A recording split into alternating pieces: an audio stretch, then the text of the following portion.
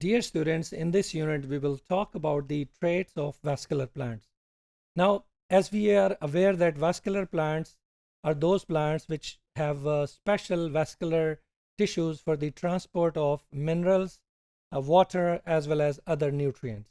So, these are the specialized and most successful of land plants which have these vascular tissues which have helped them in successfully colonize the land atmosphere. Now, they not only provided them with the ability to absorb more water and efficiently transport it to the higher parts of the plants, but they also help them in growing in large in number to occupy the space for more sunlight. And you know that sunlight is very important, very necessary for photosynthesis.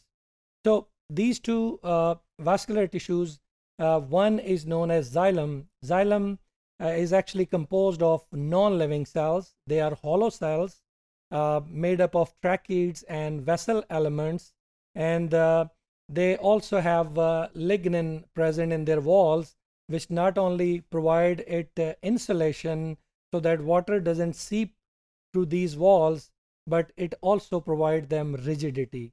And in return, it provides mechanical support to the stem of the trees.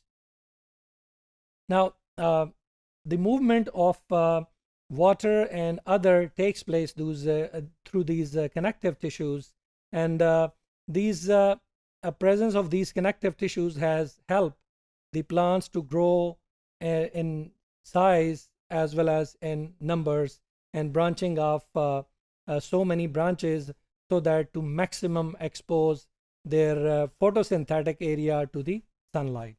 Now, this is a very advantageous adaptation or the traits of vascular plants. Now, among many other characteristics of these vascular plants, some of are summarized as follow. Number one is roots. Roots are very important as all the water is taken up from the soil by means of roots. Now, vascular plants have extensive system of roots under the soil in order to maximize the area for the absorption of water. Other than this one, they have xylem.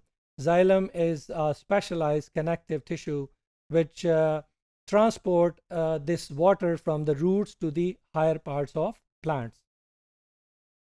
Then we have phloem. Phloem is another type of connective tissue which helps in the transportation of food, nutrition, as well as different minerals which are required in the roots.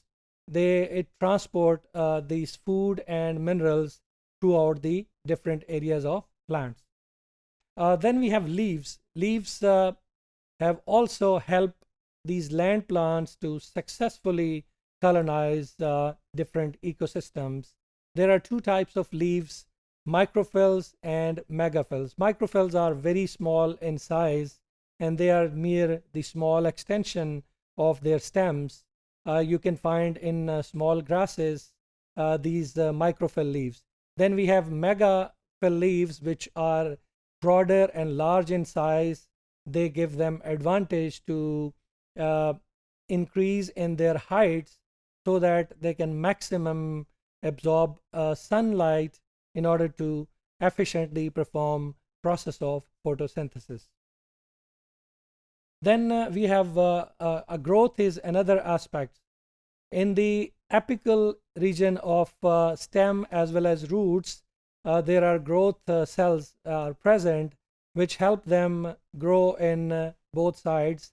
The root meristem helps them establish a very vast network of different roots which are efficient in absorbing nutrients and water from the soil, while the apical meristem help them in branching off and increase in size so that they can maximum absorb sunlight by exposing their leaves to a vast areas.